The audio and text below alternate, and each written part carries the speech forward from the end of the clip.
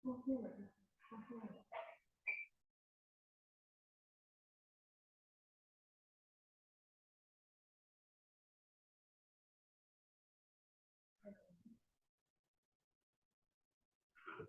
karena waktu menunjukkan pukul 9.10 WIB, maka acara akan segera dimulai.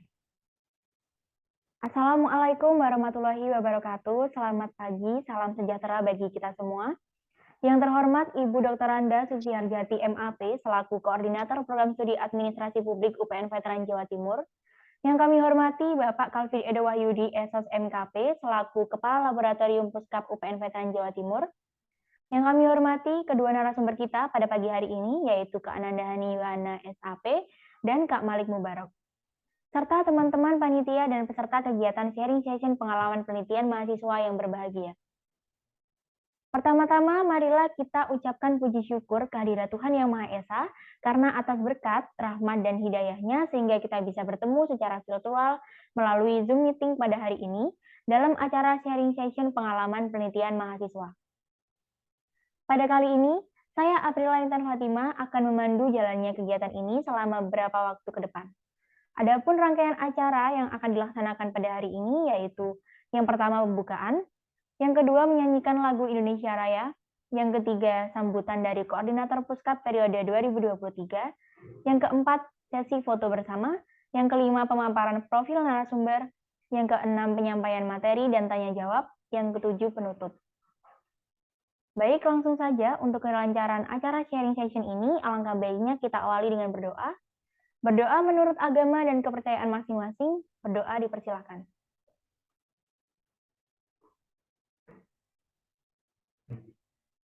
Berdoa dapat diakhiri. Memasuki acara kedua, yakni menyanyikan lagu Indonesia Raya, kepada panitia yang bertugas dipersilakan.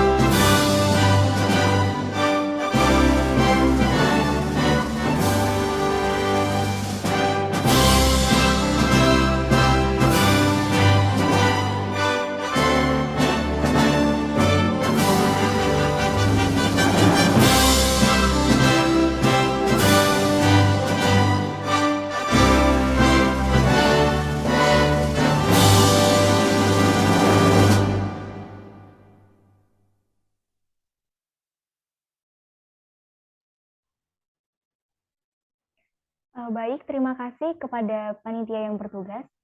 Untuk acara yang ketiga, yaitu sambutan dari Koordinator Puskap periode 2023, yaitu Kak Tarisa Indah Pramesti. Kepada Kak Tarisa, kami persilahkan. Ya, terima kasih MC atas waktunya. Saya mulai ya. Assalamualaikum warahmatullahi wabarakatuh. Waalaikumsalam warahmatullahi wabarakatuh.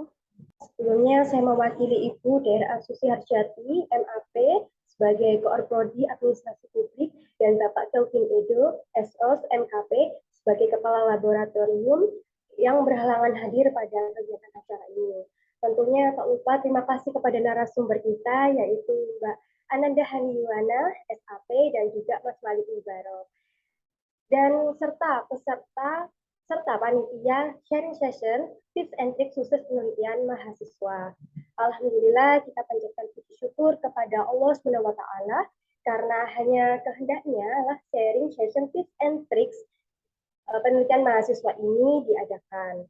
Perlu kita ketahui bahwasanya sharing session tips and tricks sukses penelitian mahasiswa ini sebagai pengetahuan dari hasil pengalaman kakak tingkat kita mengenai penulisan penelitian yang dapat membantu teman-teman semua pada acara ini bagaimana cara penelitian itu mengolah hasil penulisan yang baik dan benar sesuai topik ya begitu. Saya berharap dengan mengikuti sharing session pada pagi hari ini teman-teman mendapatkan materi yang fresh and insightful tentang penelitian. Cukup sekian. Assalamualaikum warahmatullahi wabarakatuh. Saya kembalikan ke MC.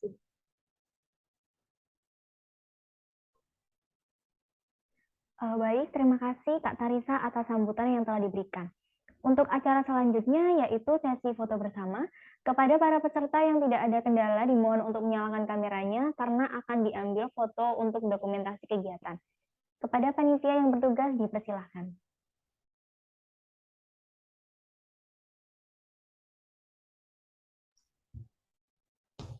Oke, kita mulai dari slide pertama.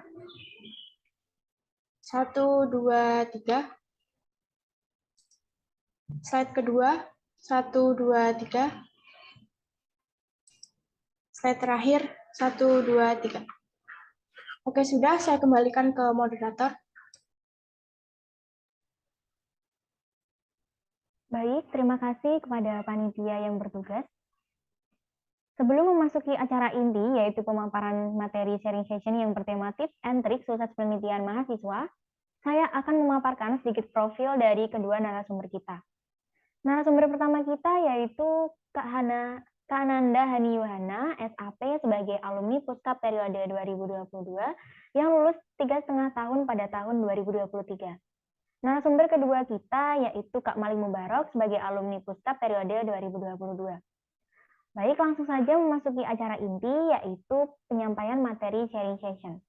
Untuk penyampaian materi pertama yaitu dari Kak Ananda Hani Yohana SAP, kepada Kak Ananda Hani Yohana kami persilahkan. Baik, terima kasih April. Sebelumnya, selamat pagi. Assalamualaikum warahmatullahi wabarakatuh. Salam sejahtera bagi kita semua. Kepada yang terhormat, Dr. Randa Susi Harjati, MAP, selaku Koordinator Program Studi Administrasi Publik UPN Veteran Jawa Timur. Yang kami hormati Bapak Calvin Edo Wahyudi, SOS MKP, selaku Kepala Laboratorium Puskap UPN Veteran Jawa Timur, dan teman-teman panitia dan juga teman-teman peserta sharing session pada pagi hari ini yang saya banggakan. Sebelumnya saya ucapkan terima kasih kepada teman-teman Puskap yang sudah memberikan kesempatan ini, sehingga saya bisa hadir dalam kegiatan hari ini untuk berbagi dengan teman-teman terkait penelitian mahasiswa. Dan sebelumnya perkenalkan, nama saya Ananda Han Yohana, saya merupakan alumni Program Studi Administrasi Publik UPN Veteran Jawa Timur, lulusan tahun 2023. Mungkin dari teman-teman untuk materinya bisa mulai dibagikan ya.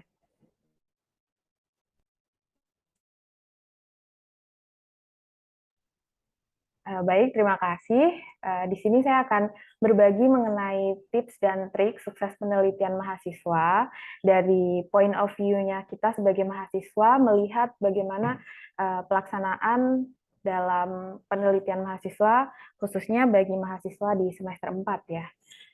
Next.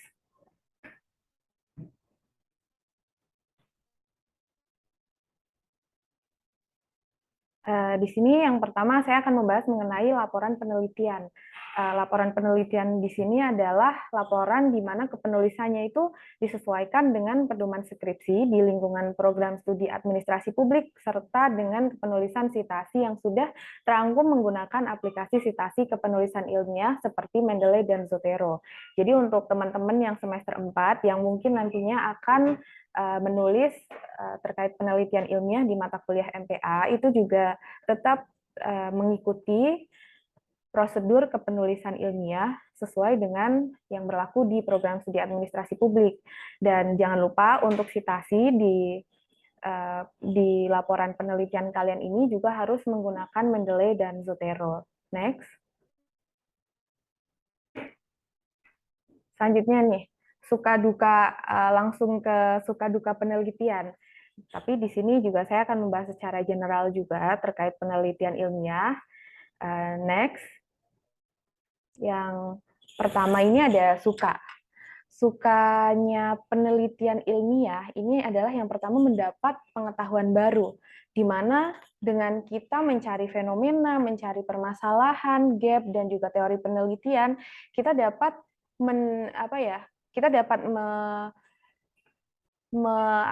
menggali suatu ilmu-ilmu baru gitu dari fenomena, dari pencarian fenomena, permasalahan, kemudian gap yang kita lihat antara kenyataan dan juga apa yang diharapkan itu tidak sesuai, itu kita akan menggali lebih-lebih lagi dan merasakan suatu rasa penasaran terhadap penelitian yang akan kita lakukan. Dari sanalah kita mendapat suatu pengetahuan baru yang mungkin sebelumnya belum pernah kita dapatkan gitu.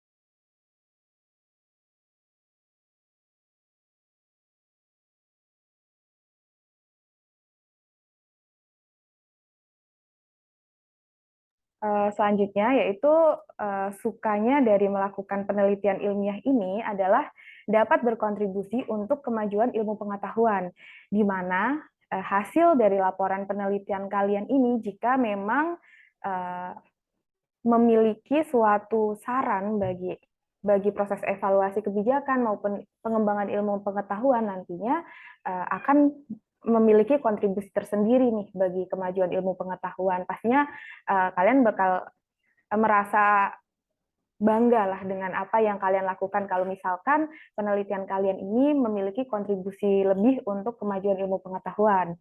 Kemudian untuk dukanya di sini saya rangkum secara general itu ada dua.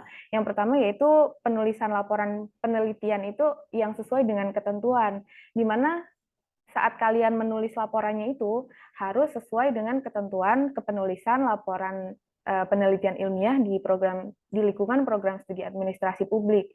Sehingga kalau misalkan ada ketidaksesuaian atau kekeliruan, pastinya kalian akan mendapat revisi dari khususnya dosen pembimbing. Nah, di sini mungkin yang akan membuat kita merasa jenuh jika adanya banyaknya revisi dari dosen pembimbing. Nah, ini menjadi duka tersendiri karena dari revisian yang banyak ini pasti akan memicu rasa malas untuk mengerjakan dari laporan penelitian tadi. Namun di sini juga ada solusinya. Kalian balik lagi nih ke motivasi kalian. Kenapa kalian mau menulis penelitian ilmiah ini? Dan mungkin bukan cuma hanya tentang MPA aja sih, tapi lebih ke ini. Penulisan kalian ini bertujuan untuk pengembangan ilmu pengetahuan administrasi publik gitu. Terus duka yang kedua adalah data yang tidak lengkap. Biasanya nantinya kan pada penyusunan bab 4 dan bab 5 itu kalian akan melakukan penelitian. Nah, saat penelitian ini kemungkinan buruknya ada juga ketidaklengkapan dari data hasil penelitian. Nah, data yang tidak lengkap ini akan menghambat penyusunan laporan penelitian khususnya di bab 4 dan bab 5. Dengan ketidaklengkapan data ini pastinya akan membuat duka tersendiri, dan yang pasti ya kalian harus memiliki motivasi kuat untuk melengkapi data itu, atau kalau tidak kalian bisa jadi misalkan datanya tidak lengkap sesuai dengan teorinya, tapi kalian bisa nih disesuaikan gambar-gambarnya, dokumentasinya ini mana yang sekiranya mendekati dengan indikator dari teori yang sudah ada gitu, untuk ditulis di bab 45. Next.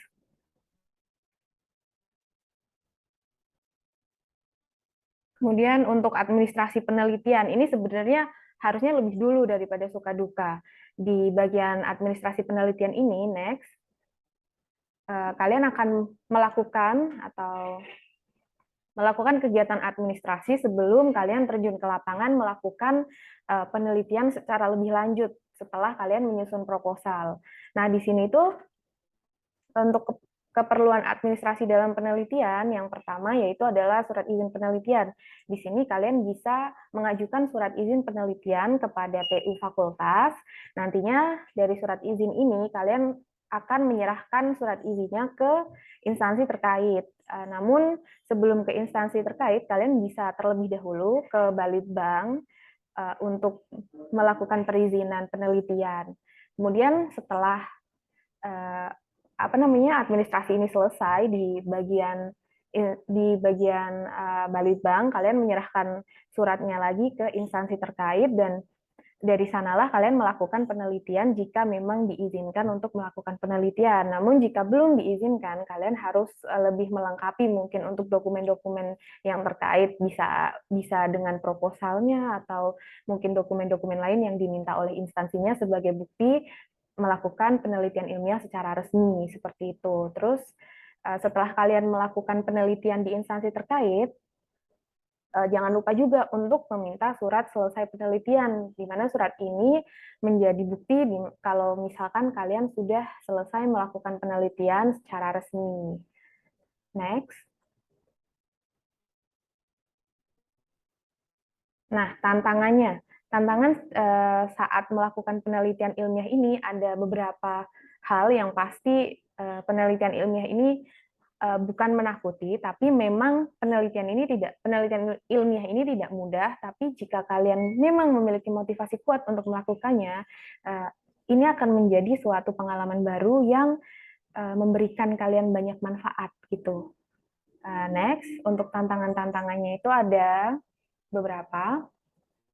Yang pasti tantangan utamanya adalah terdapat beberapa hal yang tidak terduga pada subjek penelitian. Subjek penelitian ini bisa jadi lokus penelitian ataupun informan dan lain sebagainya gitu. Misalkan informan yang susah untuk dihubungi. Di sini kalian sudah menentukan informan kuncinya siapa. Namun saat kalian terjun ke lapangan untuk melakukan wawancara dengan informan kunci, di sini informan kunci ini belum bersedia untuk melakukan wawancara dalam waktu dekat. Namun di sisi lain kalian juga harus menyelesaikan laporan tepat waktu. Nah, itu bagaimana sih menyelesaikan tantangan-tantangan seperti ini? Kuncinya adalah komunikasi. Kalian harus bisa mulai belajar untuk bagaimana berkomunikasi dengan pihak-pihak terkait dalam melakukan penelitian ilmiah. Jika memang informan ini, kayak informan yang sudah kalian tentukan sebelumnya di proposal, namun masih sulit untuk ditemui, dan di sisi lain kalian harus menyelesaikan penelitian tepat waktu, ya di sini kalian komunikasikan lebih lanjut dengan instansi terkait bahwa saya harus menyelesaikan penelitian ini dalam waktu dekat, dan kalian jelaskan maksud dan juga jangka waktu atau timetable penelitian kalian ke instansi terkait, atau komunikasikan kembali dengan ke informan bahwa penelitian ini bukan penelitian berjangka waktu panjang seperti itu. Tapi kalau memang jangka waktu penelitian ini panjang atau seperti skripsi, penyusunan skripsi, it's okay buat menunggu informan sampai mungkin mendapatkan waktu yang tepat. Seperti itu. Kemudian selanjutnya ada tips dan triknya nih, seperti tema sharing session pada hari ini, tips dan trik penelitian mahasiswa. Yang pertama itu adalah pahami tata cara kepenulisan ilmiah. Kepenulisan ilmiah seperti apa sih yang dimaksud di sini? Kepenulisan ilmiah yang dimaksud di sini itu adalah kepenulisan ilmiah yang sesuai dengan pedoman kepenulisan ilmiah di lingkungan program studi administrasi publik UPN Veteran Jawa Timur. Kemudian kalian juga pahami apa sih konten-konten dari tulisan ilmiah ini. Kalau misalkan di program studi administrasi publik itu, sepengetahuan saya tersusun dari bab 1 sampai bab 5. Di bab 1 ada pendahuluan, bab 2 kajian teori, bab 3 metode penelitian, bab 4 hasil dan pembahasan, dan bab 5 itu kesimpulan. Nah, di sini kalian pahami nih konten-kontennya. Pada pendahuluan itu membahas apa aja sih? Kemudian bab 2 kajian teori itu membahas apa, dan bab 3 dan selanjutnya itu konten-kontennya membahas apa aja, kayak gitu. Nanti mungkin pakai sistem ini, ATM, amati, tiru, dan yang terakhir itu saya lupa, yang pasti gini, kalian amati terlebih dahulu konten-kontennya, kemudian ditiru, kemudian kalian analisis, dan kalian menulis sesuai dengan pedoman yang ada di program studi administrasi publik, seperti itu. Kemudian yang kedua adalah banyak membaca berita terkini untuk menentukan fenomena, permasalahan, dan gap penelitian. Untuk fenomena, permasalahan, dan gap penelitian ini, kalian akan membahasnya lebih lanjut di bab 1. Dan sebelum kalian masuk ke pembahasan ini, kalian harus memahami terlebih dahulu nih, fenomena apa sih yang akan kalian kaji dalam penelitian kalian, kemudian permasalahan dari fenomena itu apakah terjadi permasalahan, lalu permasalahan itu emang permasalahan publik atau permasalahan privat nih, atau permasalahan lain, itu kalian coba analisis lagi, dan jika memang permasalahan itu terkait dengan publik secara luas, berarti di sini kalian bisa membahasnya secara lebih lanjut dalam kajian administrasi publik seperti itu. Dan untuk gap penelitian ini ada beberapa gap penelitian, ada gap research, kemudian ada gap theoretical, gap empiris, dan gap penelitian yang lain. Pada dasarnya gap penelitian ini apa yang diharapkan itu, apa yang terjadi maksud saya, tidak sesuai dengan apa yang diharapkan. Seperti misalkan ya, yang diharapkan adalah peraturan dari pemerintah kabupaten yang melarang masyarakatnya membuang sampah sembarangan. Namun kenyataannya masyarakat masih membuang sampah sembarangan dan terjadi permasalahan banjir. Itu adalah suatu gap empirikal atau gap yang terjadi di lapangan itu tidak, maksudnya kejadian yang terjadi di lapangan tidak sesuai dengan apa yang diharapkan. Kemudian yang ketiga adalah membaca artikel ilmiah dari berbagai bidang untuk menentukan teori terbarukan. Jadi di sini walaupun mungkin kan di sini kalian akan mengkaji terkait topik-topik yang berkaitan dengan administrasi publik. Namun jika kalian mau mengkajinya berdasarkan teori dari bidang ilmu lain, misalkan dari ilmu ekonomi atau dari ilmu yang lain, itu tidak masalah asalkan memang memiliki relevansi dengan topik yang akan kalian bahas. Seperti misalkan kemarin itu saya menggunakan teori evidence based, evidence based, maksudnya sesuatu yang didasarkan pada bukti. Itu sebenarnya bukan teori dari ranah administrasi publik, namun disesuaikan dengan ranah administrasi publik, di mana pembahasan di sini adalah terkait dengan smart village atau desa pintar, yang mengkaji suatu implementasi desa pintar yang berkaitan dengan publik secara luas.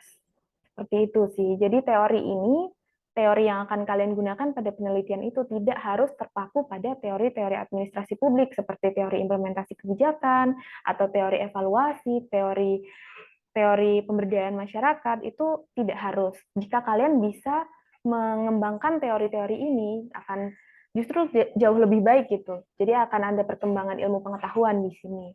Kemudian yang terakhir adalah jangan takut bertanya dan mempertanyakan setiap penemuan.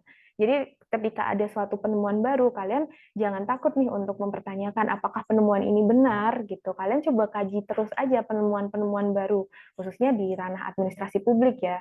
Karena kita di sini sebagai di bidang administrasi publik, jadi ya mungkin fokusnya ke penemuan-penemuan di bidang administrasi publik. Tapi, jika memang kalian ingin mengembangkan secara lebih lanjut administrasi publik yang dikaitkan dengan ilmu-ilmu yang lain, itu juga tidak masalah, dan justru jauh lebih baik juga.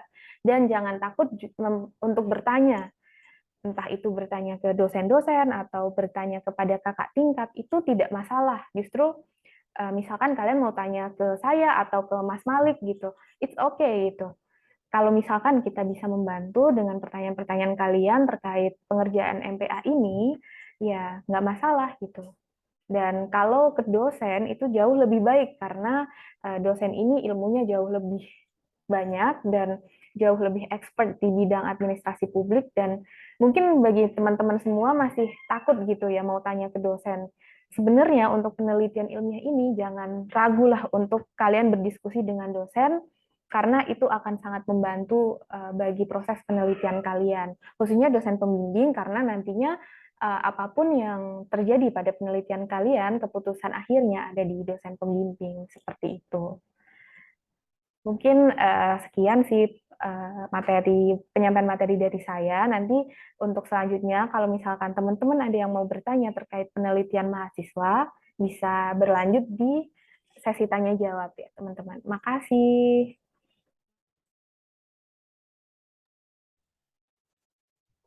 Terima kasih Kak Ananda Haniwana atas materi dan sharing mengenai tips and trik sukses penelitian mahasiswa yang telah diberikan. Baik, kita beralih ke penyampaian materi oleh narasumber kedua, yaitu dari Kak Malik Mubarok. Kepada Kak Malik, kami persilahkan. Baik, apakah suara saya terdengar, moderator? Iya, terdengar, Kak. Iya, sebelumnya selamat pagi semuanya. Kepada yang terhormat Ibu Dr. Anda Susi Harjati, MAP, selaku Koordinator Program Studi Administrasi Publik, dan Bapak Calvin Edo Wahyudi, selaku Kepala Laboratorium Pusat Kajian Administrasi Publik, dan kepada narasumber yang pertama, yaitu Mbak Ananda Haini Yuhana, SAP, dan terima kasih kepada rekan-rekan Puskap yang telah berkenan mengundang saya sebagai narasumber untuk kegiatan pada hari ini. Mungkin bisa di-share langsung aja ya PowerPoint-nya. Oke, bisa di next. Sebelumnya aku mendengar bahwa yang ini akan berhubung MPA ini di penelitian atau MPA yang ada di prodi kita kan biasanya dilakukan di semester 5 ya. Nah, sekarang ada di semester 4 untuk angkatan 2021. Nah, aku rasa teman-teman juga sudah memahami tentang apa sih penelitian itu dari Bapak Ibu dosen pengampu mata kuliah metode penelitian administrasi. Jadi untuk MPA sendiri itu secara sederhananya kita akan belajar mini skripsi karena saat semester 7 kita akan mengambil skripsi yang notabene dikerjakan oleh individual secara sendiri. Nah, di MPA ini kita akan belajar untuk mengerjakan skripsi secara berkelompok. Jadi secara sederhana MPA ini tujuannya untuk melatih teman-teman semua untuk kepenulisan penelitian, terutama dalam skripsi. Yang pastinya untuk skripsi itu harus sesuai dengan pedoman penelitian. Nah, pedoman penelitian ini bisa diunduh di web program studi kita. Bisa di next. Oke, aku rasa ini bisa di next lagi karena teman-teman sudah mendapatkan kurang lebih 6 kali pertemuan ya dengan Bapak Ibu dosen. Tentu teman-teman udah mulai menyusun bab 1. Jadi teman-teman sudah paham lah tentang apa itu MPA, apa itu penelitian. Nah, untuk bab 1 sendiri, saya ingin mengulas lagi bahwa di bab 1 ini kita harus mencari masalah atau suatu fenomena. Karena dengan masalah atau fenomena yang ada di administrasi publik ya terutama itu kan sangat luas. Jadi teman-teman saat mengerjakan bab 1 harus mulai menentukan fenomena apa yang akan teman-teman angkat. Nah, ini nanti akan berlanjut lagi ke topik dan pembahasan yang akan teman-teman tulis di bab 1 latar belakang. Bisa di next. Berhubung teman-teman udah kurang lebih 5 atau 6 kali pertemuan mendapatkan materi dari Bapak Ibu dosen, saya yakin teman-teman sudah memahami bahwa dalam penulisan latar belakang harus fokusnya itu mengerucut dalam bentuk segitiga terbalik. Jadi saat teman-teman membentuk atau menyusun latar belakang penelitian di bab 1, teman-teman harus mempertimbangkan tentang penggunaan metode segitiga terbalik ini. Karena dengan metode segitiga terbalik ini penulisan kalian akan lebih tersusun. Saya yakin Pak Kris ataupun dari Bu Susi atau Bu Ertin akan menekankan cara penulisan dengan menggunakan segitiga terbalik. Jadi dengan menggunakan segitiga terbalik ini, penyusunan latar belakang kalian akan lebih tersusun. Dimulai dari masalah umum yang menggambarkan secara umum masalah atau fenomena yang ingin teman-teman angkat yang akan dibahas secara general, secara umum. Dan lanjut ke masalah khusus, ini mungkin kalau saya bisa sharing ya, saat saya menulis MPA itu segitiga terbalik yang saya pahami di sini itu lebih kepada suatu cakupan wilayahnya gitu. Misalkan masalah umum berarti ya masalah yang secara cakupan seluruh Indonesia gitu. Misalkan kita ingin membahas tentang stunting gitu. Berarti kan masalah-masalah stunting yang ada di Indonesia lalu beralih ke masalah khusus yaitu mungkin secara regional di provinsi gitu dan secara yang terakhir yaitu masalah inti yaitu apa yang ingin kita angkat. Misalkan lokusnya ini akan di mana. Nah, dulu saya secara sederhana memahami segitiga terbalik itu seperti itu. Jadi kita nggak yang terlalu ribet mikirin gimana penulisan yang terlalu apa gimana ya. Ngomongnya itu kayak terlalu tinggi loh bahasanya. Nah, kita sederhana saja. Oh, ini secara Indonesia itu seperti ini, lalu turun ke regional, misalkan provinsi atau kabupaten, lalu misalkan inti judul penelitiannya di dinas atau di instansi. Nah, itu bisa diletakkan di pembahasan paling akhir. Jadi itu nanti akan mengerucut dalam segitiga terbalik. Itu sih saran saya untuk bab 1 terutama di latar belakang. Bisa di next. Tadi saya sudah menyinggung tentang sektor-sektor di administrasi publik. Mbak Ananda Haniwana juga merekomendasikan bahwa kita juga boleh kok belajar ke sektor di luar administrasi publik. Tapi alangkah baiknya karena kita MPA ini masih belajar untuk mengerjakan penelitian, jadi aku merekomendasikan teman-teman untuk lebih fokus terhadap kajian-kajian di sektor administrasi publik. Dan aku rasa teman-teman juga sudah mengerjakan bab 1 ya, bab 1, bab 2, ataupun malah bab 3, karena kurang lebih sudah mencapai 6 pertemuan. Jadi saya yakin teman-teman sudah memahami apa yang ingin teman-teman tulis. Mungkin bisa di next. Untuk tantangan di bab 1 sendiri itu, waktu saya mengerjakan MPA maupun skripsi, yang pertama adalah urgensi penelitian. Pasti akan ditanyakan oleh dosen pengampu ataupun waktu itu dosen penguji, yaitu apa urgensi penelitian saya gitu. Jadi teman-teman harus mampu menjawab kenapa penelitian Anda itu urgent atau perlu dilakukan, apa urgensinya. Karena kalau misalkan sesuai dengan yang sudah saya sampaikan tadi bahwa kalian mengangkat suatu masalah, tapi masalah ini tidak urgent, tidak terlalu berimbas kepada sektor publik atau berimbas kepada masyarakat. Nah, ini tentu akan dipertanyakan lagi oleh Bapak Ibu dosen pengampu mata kuliah gitu. Terus yang kedua mengenai keruntutan penulisan.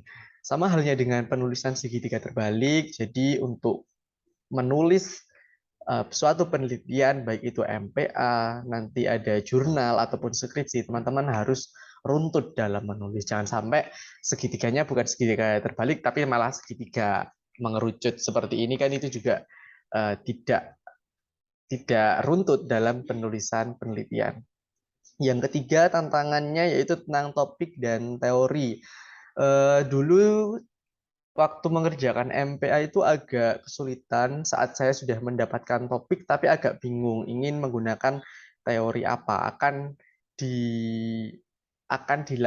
Penelitian ini akan dilakukan menggunakan teori apa. Topiknya sudah ada, sudah nyusun bab 1, tapi teori yang ingin saya gunakan ini belum ketemu. Jadi agak susah juga waktu penentuan topik dan teori.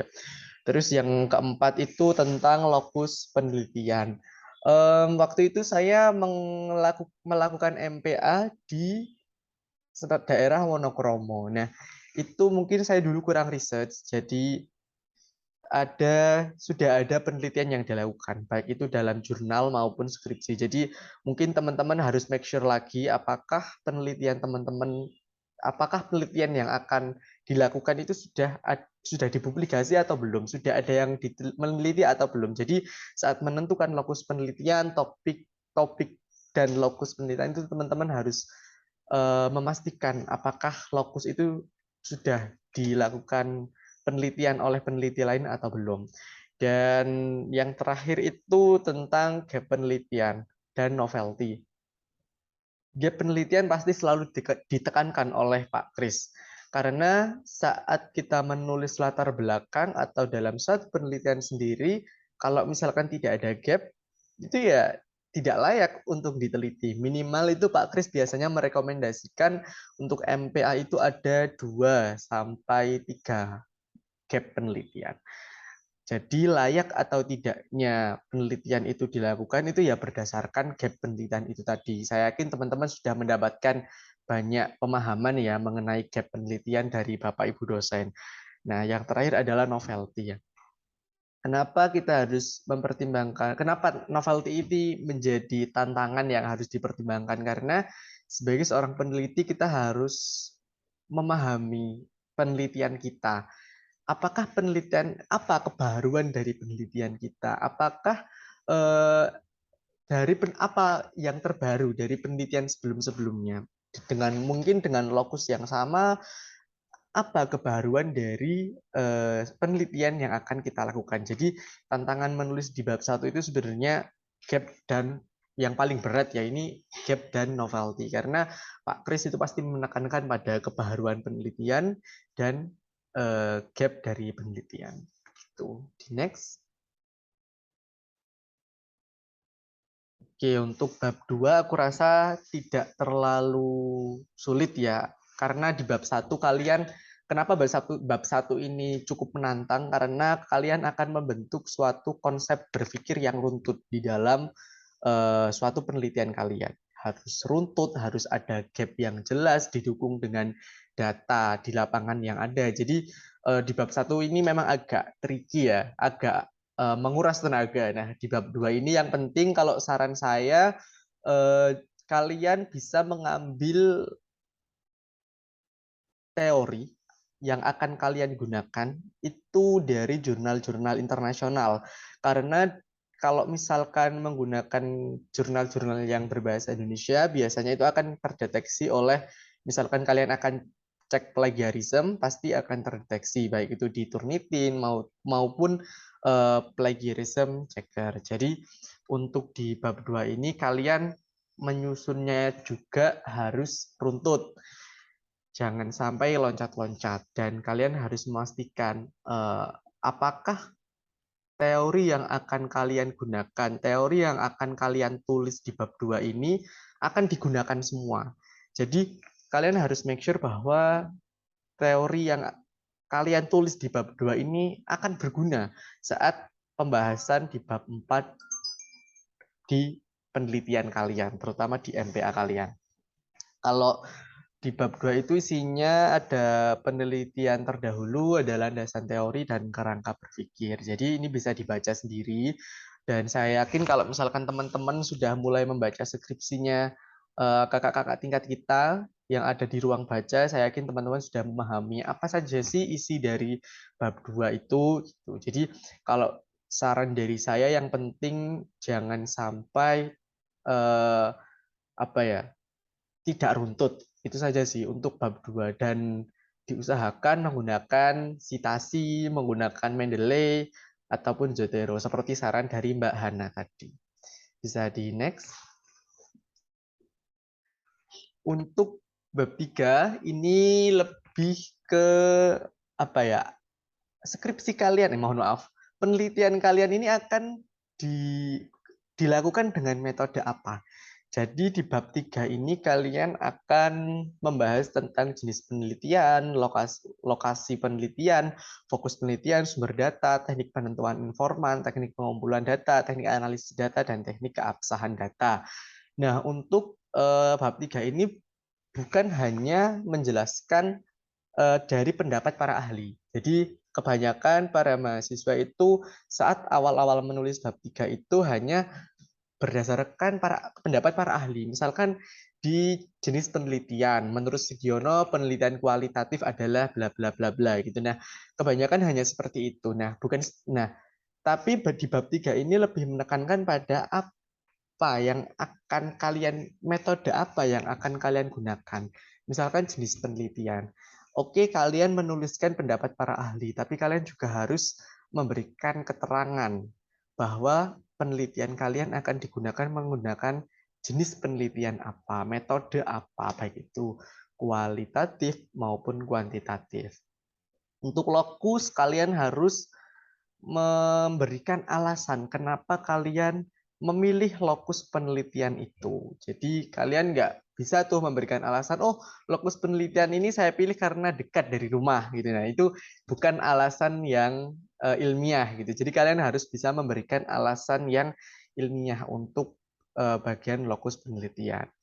Untuk fokus penelitian itu merupakan indikator yang ada pada teori yang sudah kalian tentukan. Misalkan seperti yang ada di contoh ini, misalkan kalian menggunakan teori collaborative governance menurut Ansel dan Guest. Nah, itu ada 5 indikator. Nah, dalam fokus penelitian itu akan membahas indikator dari penelitian yang akan kalian lakukan. Gitu. Sumber data ini juga bukan hanya menuliskan pengertian para ahli, tapi kalian juga harus menjelaskan kalian memperoleh sumber data itu dari mana, baik itu dari data primer maupun sekunder. Itu teknik penentuan informan, kalian juga harus memahami bahwa informan misalkan dalam penelitian kualitatif itu ya ada key informan, ada informan pendukung, pemilihan key informan itu berdasarkan purposive. Nah, itu juga harus ditentukan. Jadi bukan hanya serampangan saja. Oh, aku milih ini karena dia ayahku gitu dalam suatu instansi. Oh, ternyata kamu anak dari pemilik kepala instansi tersebut. Nah, itu bukan alasan yang ilmiah. Jadi teman-teman harus memberikan alasan yang ilmiah kenapa memilih informan tersebut dan informan pendukung lainnya. Untuk pengumpulan data, ini teknik memperoleh data dan fakta yang dibutuhkan dalam penelitian. Teknik analisis data ini teman-teman harus menggunakan teknik analisis data yang terbaru ya. Jangan sampai kalian menggunakan referensi teknik analisis data yang sudah 5 tahun yang lalu atau 10 tahun yang lalu. Jadi biasanya dosen pembimbing atau dosen pengampu itu akan meminta untuk teknik analisis data yang terbaru.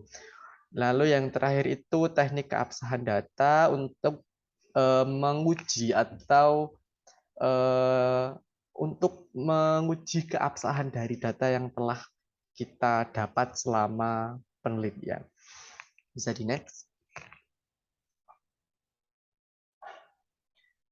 Untuk yang di bab 4 ini kalian akan menuliskan hasil dari penelitian Anda. Kalian kan sudah menuliskan metode penelitian. Jadi di bab 4 kalian harus sesuai dengan bab 3 kalian, metode penelitian kalian. Jadi saat menulis metode penelitian jangan asal-asalan karena akan nyambung lagi di bab 4. Yang pertama itu ada gambaran umum objek penelitian, berisi tentang keadaan daerah, lokasi penelitian, dan hal-hal yang terkait dengan masalah pokok penelitian. Jadi itu biasanya akan dimunculkan dalam bentuk misalkan visi misi suatu OPD, organisasi perangkat daerah. Misalkan teman-teman meneliti dengan lokus tersebut, kalian harus menggambarkan objek penelitian kalian di dalam gambaran umum objek penelitian. Untuk bagian hasil, ini merupakan bagian yang menyajikan data yang telah dikumpulkan selama penelitian.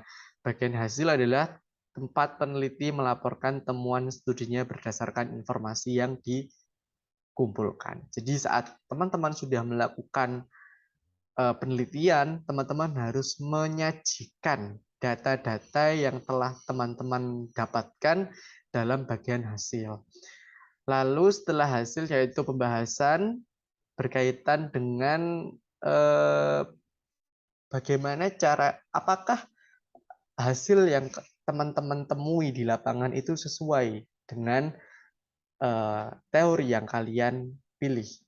Gitu. Jadi di bagian pembahasan ini kalian akan mengaitkan antara hasil dan teori di bab 2 kalian.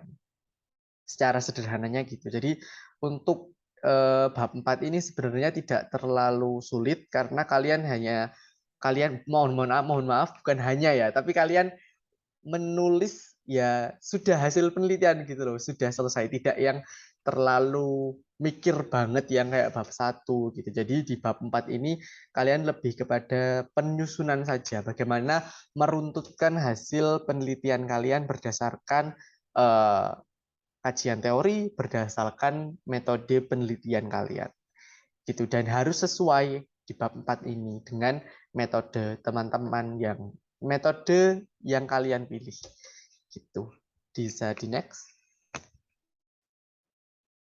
Yang terakhir yaitu bab 5 kesimpulan dan saran. Ini udah menurutku udah selesai di dalam penelitian, udah yang nggak terlalu mikir gimana-gimana. Ini cukup mudah ya, karena kesimpulan ya kita sebagai seorang peneliti harus menyimpulkan apa yang kita teliti, bukan berarti mengopi paste ya dari bagian hasil ataupun pembahasan, tapi kita lebih ke merangkum dengan bahasa yang lebih singkat dalam kesimpulan ini. Jadi bukan hanya copy paste, tapi kalian harus merangkum hasil pembahasan dan pembahasan kalian ke dalam kesimpulan.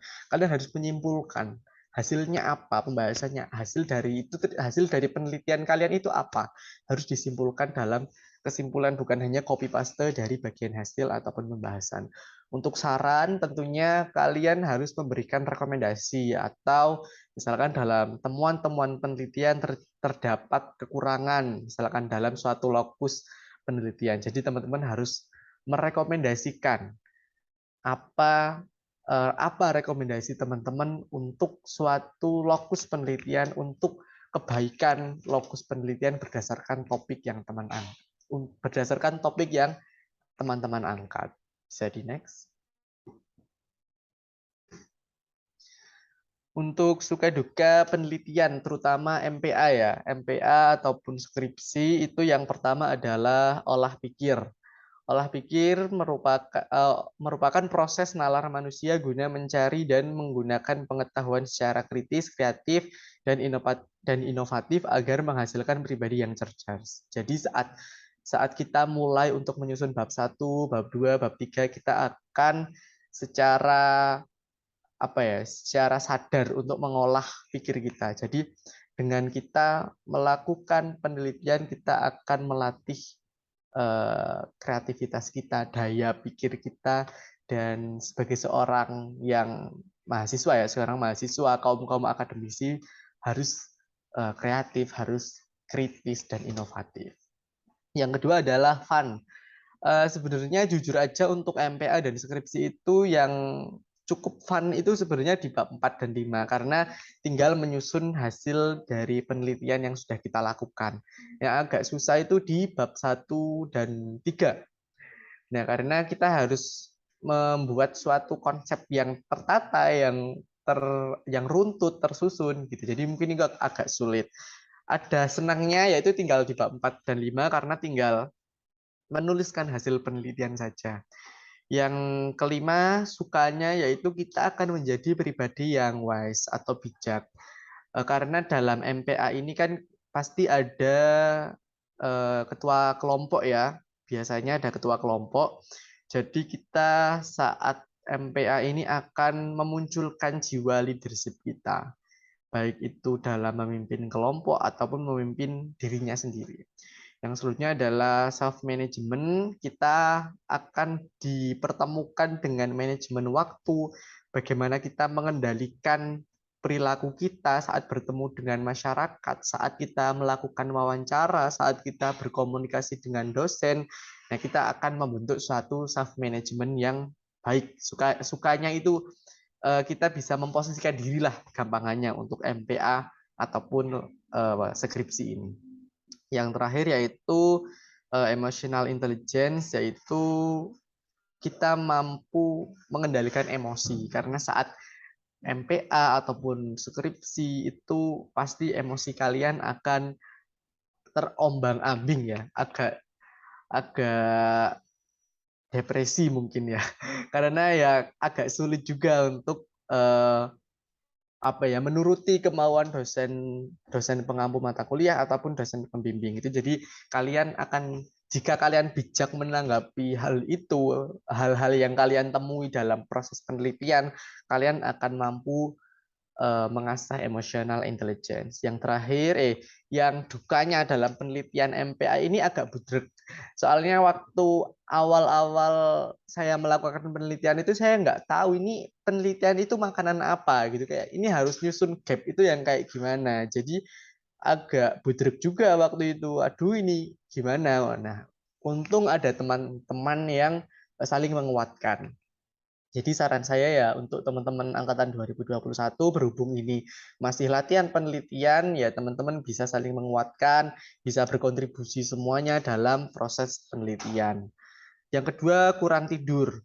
Saat saya mengerjakan skripsi itu kurang lebih sampai proses pengerjaan bab 45 menuju seminar hasil ini itu kurang lebih 7 bulan. Nah, kalian MPA ini dituntut kurang lebih 3 bulan, 3 bulan lebih dikit lah gitu, atau bahkan 4 bulanan. Sudah termasuk dengan ada UAS-nya, ada UTS-nya, ada luaran. Luarannya mungkin nanti kalau saya dulu tidak ada karena waktu itu online, dan seminar Simanis itu diperuntukkan untuk seminar isu-isu publik. Jadi waktu angkatan 2019 itu MPA-nya tidak dilakukan diseminasi penelitian. Gitu. Jadi kita dituntut untuk melakukan selama 4 bulan. Itu udah dengan hasil dan pembahasan dan kesimpulan. Misalkan kalian ada luaran diseminasi, Simanis atau konferensi, nah itu agak kurang tidur sih. Yang terakhir mental health ya. Misalkan kalian ketemu dengan teman-teman yang agak menjengkelkan, atau misalkan dosen pembimbingnya susah ataupun susah ditemui, jarang mengarahkan, nah itu akan agak biasanya kayak gimana ya, mengeluh tentang aduh kesehatan mental kurek tolong gitu sih. Jadi waktu itu agak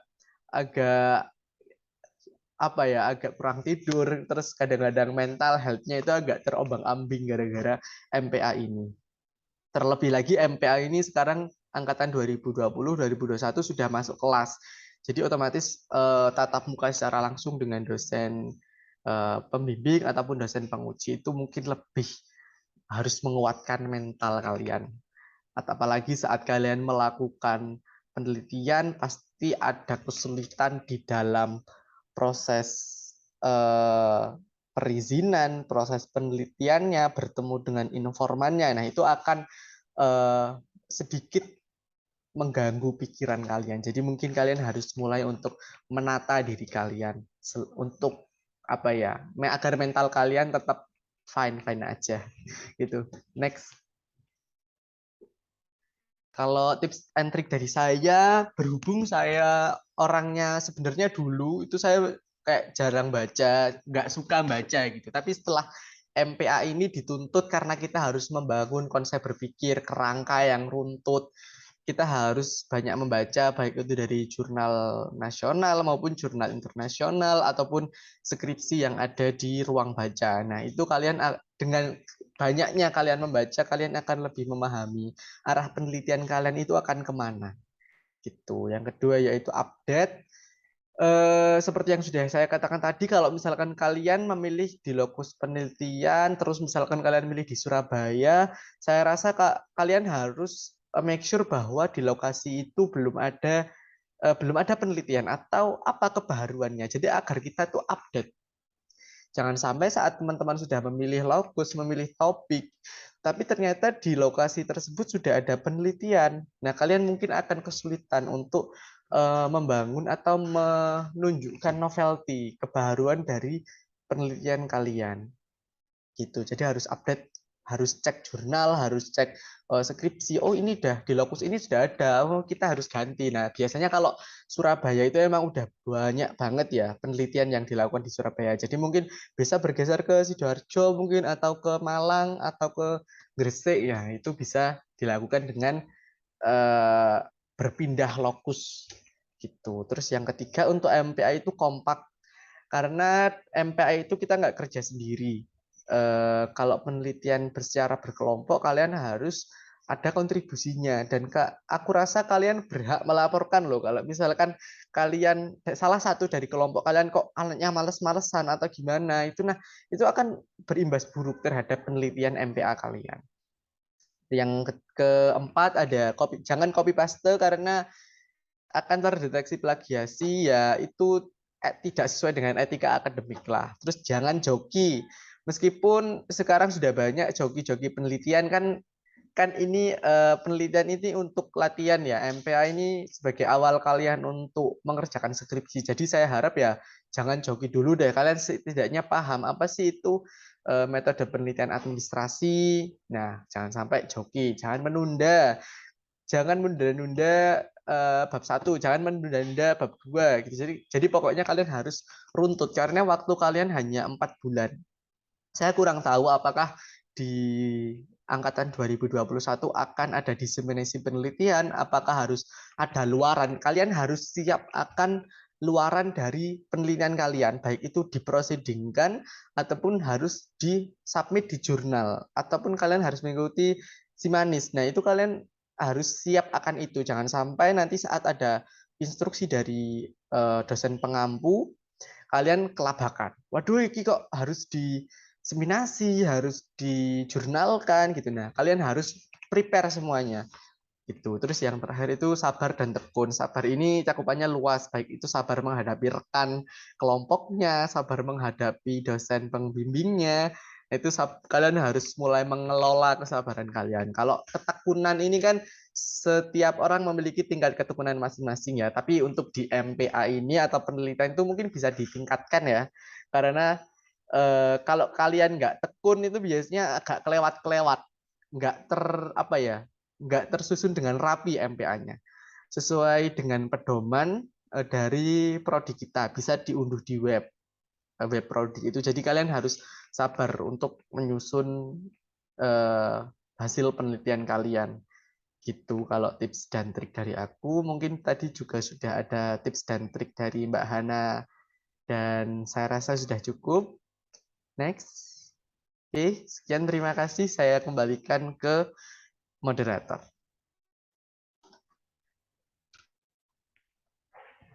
Baik, terima kasih Kak Malik atas materi dan sharing pengalaman ketika melakukan penelitian yang telah diberikan. Wah, ternyata menarik sekali nih pengalaman dan tips dari kedua narasumber kita mengenai tips and trik sukses penelitian mahasiswa ini.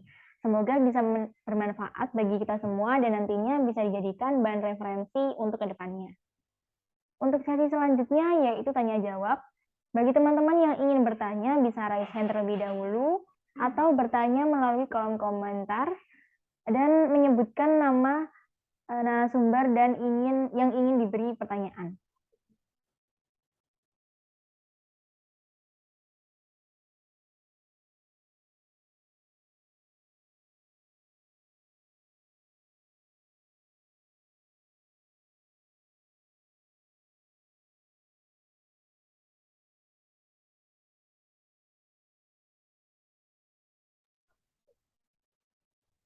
Sambil menunggu pertanyaan dari teman-teman, saya ada pertanyaan untuk kedua narasumber kita, yaitu begini. Jika pada saat pengambilan data tidak diberikan izin oleh pihak instansi atau lokasi penelitian, bagaimana cara kakak-kakak agar tetap mendapatkan data tersebut? Mungkin bisa dimulai dari Kak Hana. Oke, kalau sepengalaman dari aku ya, misalkan instansinya tidak mengizinkan kita untuk mengambil data itu, yang paling utama yang harus kita tahu adalah kenapa sih alasan instansi tersebut tidak mau memberikan data itu. Apakah data itu bersifat memang sangat rahasia atau memang karena ada permasalahan lain? Karena untuk data untuk pengambilan data sendiri atau untuk keterbukaan suatu data dari suatu instansi itu kita dijamin loh sama undang-undang. Jadi kalau misalkan itu bukan data rahasia, seharusnya itu harus diperbolehkan untuk dibagikan kepada teman-teman semua saat kalian melakukan penelitian, terlebih lagi jika kalian membawa surat resmi dari universitas untuk melakukan sebuah penelitian. Dan jika memang di sini kasusnya informasi yang ingin kalian gali dalam data ini berupa informasi rahasia dari instansi tersebut, di sini memang tidak dapat dipaksakan, harus kita beralih ke informasi yang lain. Kemudian juga misalkan nih ya, dari instansi memang sangat-sangat tidak mengizinkan, terpaksanya memang harus untuk pindah lokus penelitian. Seperti itu sih dari aku.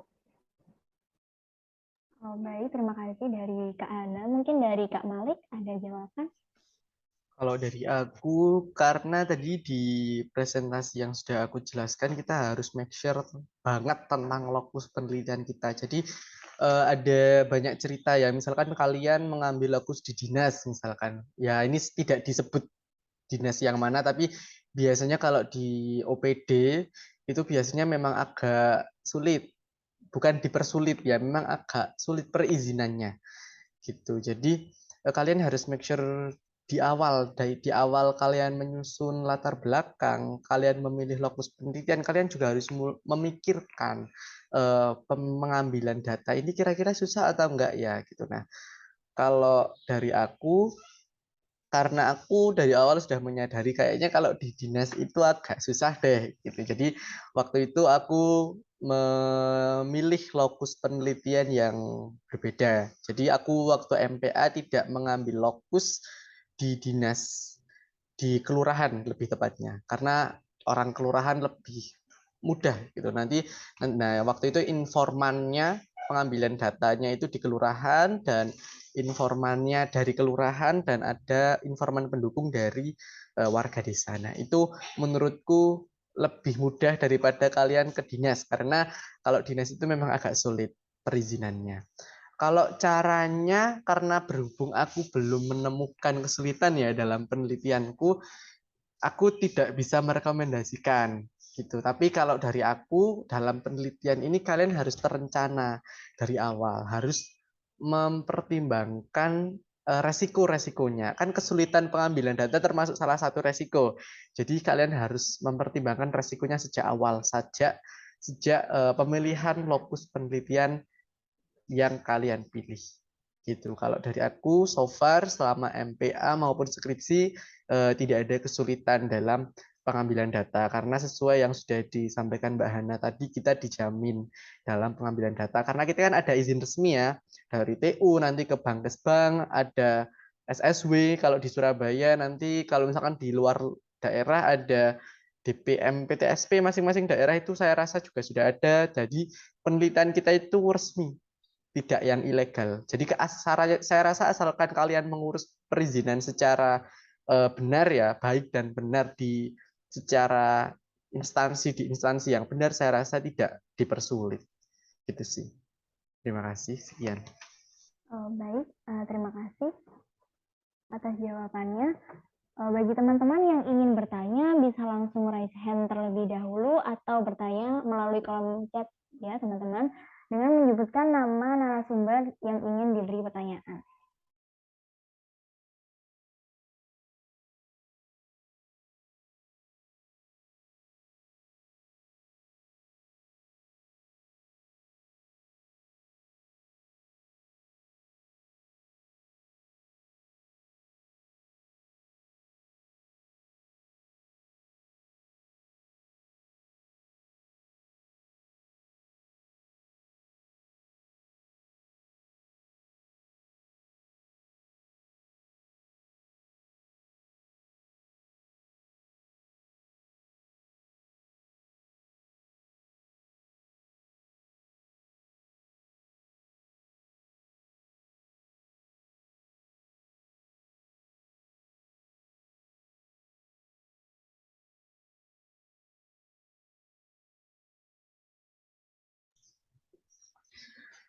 Oke, apakah ada yang ingin bertanya kepada seluruh peserta? Kita mungkin bisa diskusi santai aja ya. Dari point of view mahasiswa yang sudah lulus atau mahasiswa yang sedang mengerjakan skripsi itu kita bisa kok sharing santai aja, nggak pertanyaan yang terlalu formal. Pada peserta, silahkan mungkin kesulitannya saya dengar kalian sedang mengerjakan bab 2 atau bab 3 di MPA kalian, monggo kita bisa diskusi bareng-bareng.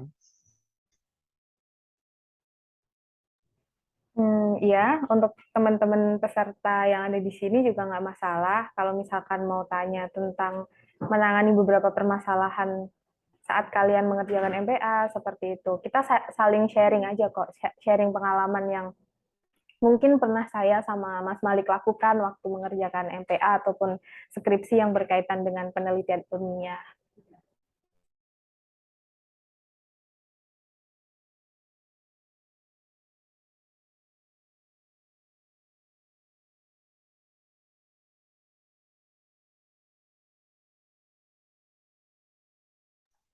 Oke, moderator, ini ada yang bertanya dari Sartika Devi Prameswari.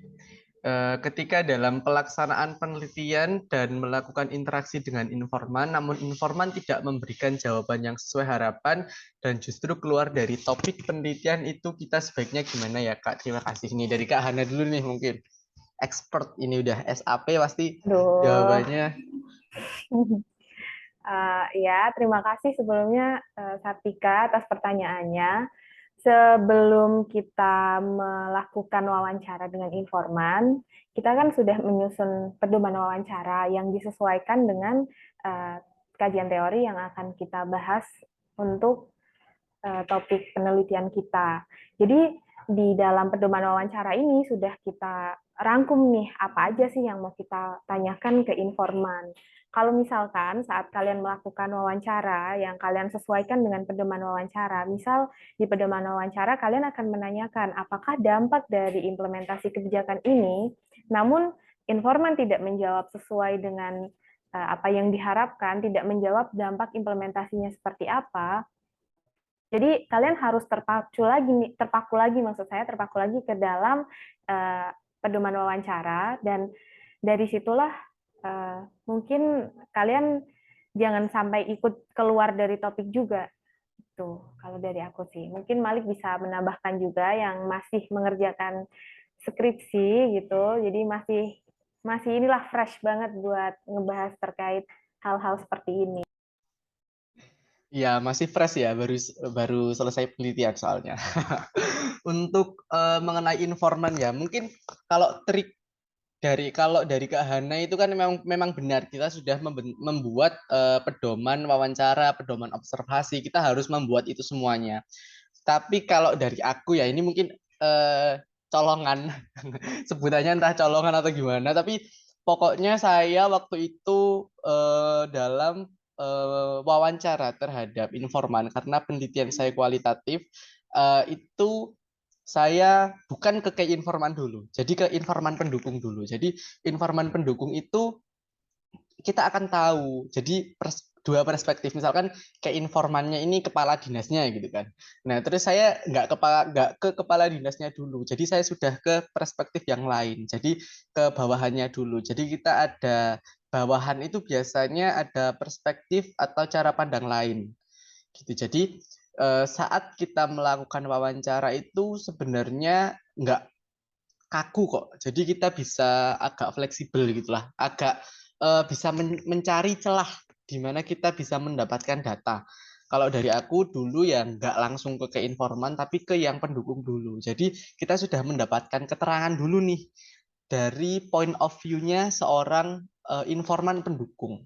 Jadi informan pendukung itu ngomongnya ini bla bla bla bla, keterangan dan data yang didapat itu ini gitu. Nah, kita saat melakukan apa ya, reduksi data, kok reduksi data sih, merangkum data dari informan pendukung ini, kita udah tahu poin-poin mana yang belum terjawab. Nah, poin-poin mana yang harus diperkuat oleh key informan gitu. Jadi teman-teman harus ada strategi dalam melakukan penelitian. gitu. Jadi saat kalian udah punya strategi, baik itu di pedoman, nah kalian harus ada strategi saat terjun ke lapangannya. Gitu. Jadi saat saya merangkum dari informan pendukung, saya sudah tahu point of view dari mereka. Jadi saya sudah tahu, ini yang belum sesuai dengan topik saya itu ada 3 poin gitu. Nah, itu yang akan saya tanyakan kepada keinforman. Terus yang misalkan di informan pendukung itu ada yang lemah atau data-data keterangan yang harus didukung oleh keinforman. Nah, itulah yang saya akan cari dengan keterangan keinforman. Jadi dalam penelitian ini kalian nggak kaku, tapi kalian bisa lebih menerapkan strategi, bisa fleksibel. Gitu sih kalau saran trik dari aku untuk agar topik yang ingin kita cari atau topik yang akan kita tanyakan itu dapat sejalan gitu sih. Baik Kak Hana dan Kak Malik atas jawabannya. Bagaimana Sartika Devi, apakah ada tanggapan atau feedback? Sudah terjawab, terima kasih. Baik, terima kasih. Kita lanjut ke pertanyaan selanjutnya ya dari Julia Kartika. Selamat pagi, saya Julia, izin bertanya kepada kedua narasumber, bagaimana penulisan citasi dari sumber ke-1, ke-2, dan ke-3 yang tepat, karena terkadang saya pribadi masih bingung penulisan citasi yang tepat. Terima kasih, Kak. Mungkin bisa dari Kak Malik dulu. Kalau mengenai citasi, itu kalian seharusnya ini ya, kalian bisa buka di berbagai platform, terutama YouTube, tentang cara citasi. Itu harus menggunakan Mendeley. Kalau teman-teman sudah menggunakan Mendeley, itu biasanya citasinya agak lebih mudah. Jadi bisa menggunakan Mendeley kalau dari saya. Kalau misalkan pertanyaannya citasi dari sumber ke-1 kan gampang, tinggal misalkan kalau dari Mendeley itu langsung auto kok kalau dari sumber yang pertama. Nah, kalau sumber yang kedua itu ada masing-masing dosen pembimbing punya cara atau kata-kata yang berbeda. Misalkan dosen saya Budiana, misalkan pendapatnya saya Anggara 2015 dikutip dalam kurung siapa gitu. Nah, itu cara pengutipannya itu kayak gitu. Tapi ada dosen lain yang agak berbeda gitu. Nah, untuk kutipan yang ketiga itu saya biasanya kalau misalkan udah ada kutipan yang dikutip oleh orang lain dalam jurnal, berarti kan kita sebagai pengutip ketiga, saya biasanya akan menganulir pendapat itu karena menurut saya pribadi itu dalam penulisan penelitian itu menjadi kurang tertata. Jadi nanti kalian akan mensitasi dari orang ke-1 dan ke-2 dan kita sebagai seorang ketiga, dan itu saya rasa kurang efektif. Jadi kita bisa mencari sumber yang lebih kredibel lagi kok di buku, di IPUSNAS itu kan online ya, kalian bisa cari di IPUSNAS. Kalau IPUSNAS dari buku itu pasti sumber pertama. Jadi saya selalu mengutamakan atau mencari sumber referensi itu dari sumber pertama. Kalau sumber kedua mungkin dari jurnal. Kalau jurnal biasanya sudah jurnal orang penulis di jurnal itu mengutip kutipan lain. Nah, itu biasanya masih saya kutip. Tapi kalau udah kutipan yang kita sebagai kutipan ketiga itu saya sudah mending mencari referensi yang lebih lebih lain lagi karena banyak kok referensinya, baik itu dari jurnal nasional, internasional maupun dari buku-buku proceeding, semuanya banyak. Jadi teman-teman harus memperluas referensi yang ingin kalian cantumkan. Itu dari Kak Hana, mungkin ada tambahan? Iya, kalau dari aku sih untuk penulisan citasi itu baik dari sumber pertama, kedua maupun ketiga itu sesuai sama saran dari Kak Malik, akan jauh lebih baik jika kalian itu menggunakan citasi dari sumber yang utamanya sumber yang pertama ya. Kalau yang kedua dari jurnal ini juga sangat masih cukup kredibel sumbernya, tapi kalau citasi dari sumber yang ketiga itu memang jauh lebih baik untuk tidak dilakukan citasi. Lalu untuk penulisan citasi yang tepat. Penulisan citasi yang tepat ini sebenarnya sifatnya subjektif ya, karena setiap dosen, masing-masing dosen, kalau Malik sendiri kan tadi pembimbingnya Budiana, ada nih Budiana untuk penulisan citasinya memiliki ini tersendiri, konsep tersendiri. Sedangkan kalau saya dari Pak Agus itu memang Pak Agus membebaskan sih untuk kepenulisan citasi ini, dan kami untuk bimbingannya Pak Agus itu sesuai dengan prosedur penulisan citasi dari IAPA yang kalian bisa lihat di dalam aplikasi Mendeley seperti itu. Jadi kalian untuk penulisan citasi yang tepat itu bersifat subjektif, kembali lagi siapa dosen pembimbing kalian, siapa dosen pengampu MPA, kalian sesuaikan dengan pola penulisan citasi dari dosen-dosen tersebut. Seperti itu sih kalau dari aku. Terima kasih. Baik, terima kasih atas jawabannya dari kakak-kakak narasumber. Bagaimana Julia Kartika, apakah ada feedback? Sudah jelas, Kak. Terima kasih. Baik, terima kasih. Lanjut ke pertanyaan selanjutnya ya, Kak. Dari Arden Salim. Permisi, Kak, izin bertanya, bagaimana cara menyusun timetable penelitian agar penelitian bisa diselesaikan tepat waktu? Mungkin bisa dari Kak Hana dulu. Oke, sebelumnya makasih atas pertanyaannya. Di sini terkait timetable penelitian agar penelitian bisa diselesaikan tepat waktu. Sebelumnya untuk MPA ini kalian harusnya di awal sudah memperkirakan nih MPA dari mulai bulan apa sampai dengan bulan apa. Jadi dari mulai kalian mengerjakan MPA sampai dengan selesai mengerjakan MPA itu waktunya sudah jelas. Misalkan ini mulai dari bulan Agustus dan diselesaikan bulan Desember. Desember ini sudah dalam proses diseminasi dan juga publish jurnal untuk keluarannya seperti yang terjadi di angkatan sebelumnya.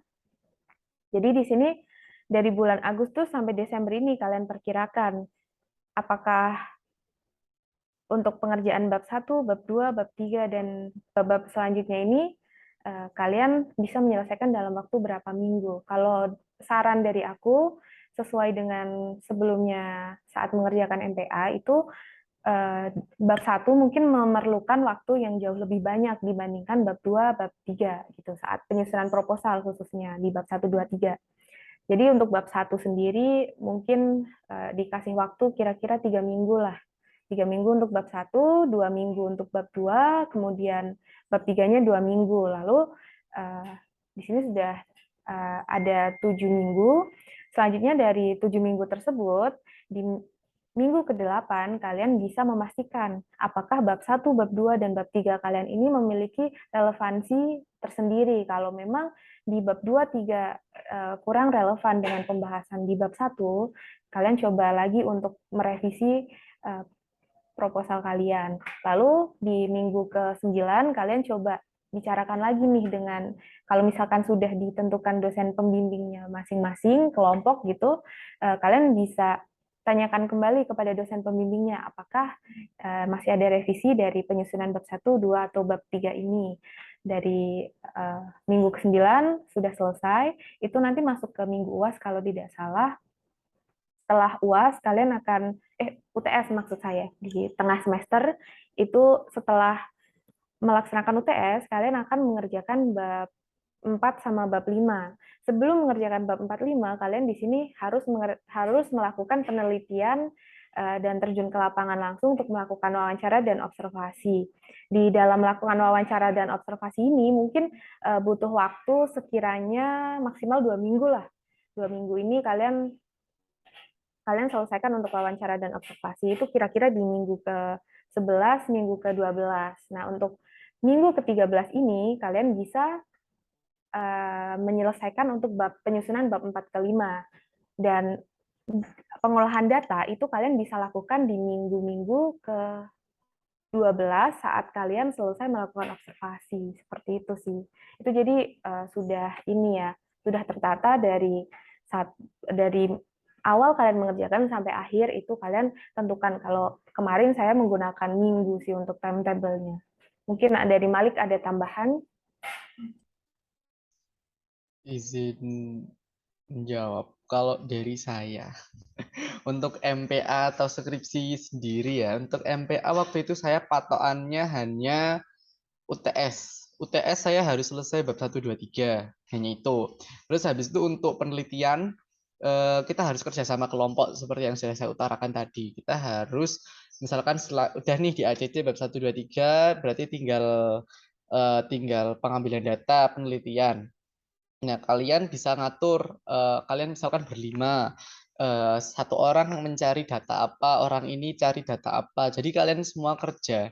Jadi waktu saya MPA itu, misalkan wawancara, nggak harus berlima wawancara ke satu orang. Nah, itu nggak efektif. Jadi kalian bisa bagi tugas untuk pengambilan data. Kalau Kak Hana mungkin lebih tersusun ya. Kalau saya itu targetnya pokoknya setelah kita mengumpulkan data wawancara, kita langsung membuat tabel. Jadi misalkan kita dalam penelitian itu ada 3 topik, 3 fokus dengan 8 sasaran kajian. Nah, misalkan ada kayak gitu. Nah, saat kita melakukan wawancara, kita harus sudah mengolah data tersebut. Oh, wawancara ini masuknya ke topik ini, masuknya ke sasaran kajian yang ini, sudah diplot-plotkan. Jadi saat kalian mengerjakan bagian hasil, kalian tinggal memasukkan data yang sudah kalian olah, data wawancara yang sudah kalian olah. Gitu kan. Jadi kalau saya itu patoknya pokoknya sehari harus ngerjain 10 lembar gitu. Jadi kalian sehari 10 lembar, sehari 10 lembar, sehari 10 lembar, atau sehari lebih dari 10 lembar itu malah lebih baik. Jadi saya mungkin kurang tertata ya kalau masalah dan dibandingkan dengan Kak Hana, saya hanya berpatokan terhadap capaian per lembar yang harus kami capai. Misalkan satu anak harus ngapain, satu anak harus ngapain, gitu sih. Jadi saya menekankan ke kekompakan dalam kelompok gitu. Oke, mungkin aku juga mau nambahkan ya terkait keterlibatan anggota kelompok di sini. Jadi sebagai kalian dalam kelompok MPA ini kan pasti ada leadernya, salah satunya ada ketua kelompok. Nah, ketua kelompok ini kalian harus memastikan anggota-anggota kalian di sini memang bekerja sesuai dengan pembagian tugas yang ada. Dan juga para anggota kelompok itu seharusnya kalian juga mengerjakan tugas-tugas kalian dan juga memahami penyusunan dari bab 1 sampai bab 5, karena dari MPA ini adalah dasar untuk kita belajar terkait penelitian ilmiah yang juga nantinya kalian akan lakukan pada saat skripsi. Di MPA ini kalian berkelompok, namun di skripsi nantinya kalian akan mengerjakan sendiri, seperti itu sih. Baik, terima kasih atas jawabannya. Kita beralih ke pertanyaan selanjutnya. Mungkin untuk narasumber kita, Mas Malik ya, izin bertanya pada Mas Malik terkait teknik keabsahan data.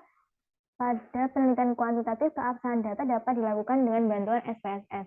Lalu, apa yang bisa dilakukan oleh peneliti ketika melakukan proses keabsahan data pada penelitian kualitatif? Terima kasih.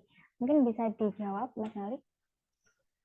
Untuk penelitian keabsahan data, penelitian kualitatif itu lebih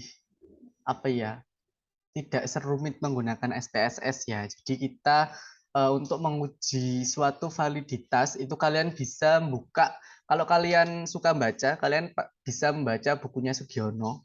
Itu ada tentang teknik keabsahan data dalam penelitian kualitatif. Itu di bukunya Sugiono yang tahun 2020. Itu kalian bisa mencari, baik itu bisa beli kalian atau cari di ruang baca atau di perpustakaan. Itu lengkap ada teknik keabsahan data untuk penelitian kualitatif. Itu ada uji kredibilitas, ada selanjutnya itu ada ada pengujian transferability, terus yang ketiga ada dependability, yang keempat ada confirmability. Nah, itu kalian bisa secara lengkapnya ada di bukunya Sugiono yang tahun 2020. Di situ sudah lengkap bagaimana cara kita melakukan teknik keabsahan data dalam penelitian kualitatif. Itu dari Kak Hana mungkin ada tambahan. Jadi aku cukup jelas apa yang dijelaskan Malik. Mungkin nanti ini karena pertanyaannya banyak, kita bagi pertanyaan, setiap pertanyaan dijawab salah satu narasumber aja, bagaimana? Ya, begitu Kak Ana. Baik, untuk Putri Melinda, apakah ada feedback? Sudah jelas, terima kasih. Baik, terima kasih. Lanjut pada pertanyaan selanjutnya, mungkin pertanyaan untuk Kak Hana. Izin bertanya, Kak, seringkali saya melihat dari pengalaman orang lain yang sedang menyelesaikan skripsi setelah sempro, malah mereka tidak dapat melanjutkan ke proses selanjutnya dikarenakan revisi berkali-kali. Bagaimana ya, Kak, cara agar mengatasi hal tersebut? Bisa langsung dijawab, Kak Hana? Oke, makasih pertanyaannya dari Puput Ardiana ya. Iya. Untuk pengerjaan setelah sempro itu biasanya ada revisian saat kalian sempro dari dosen penguji khususnya gitu kan.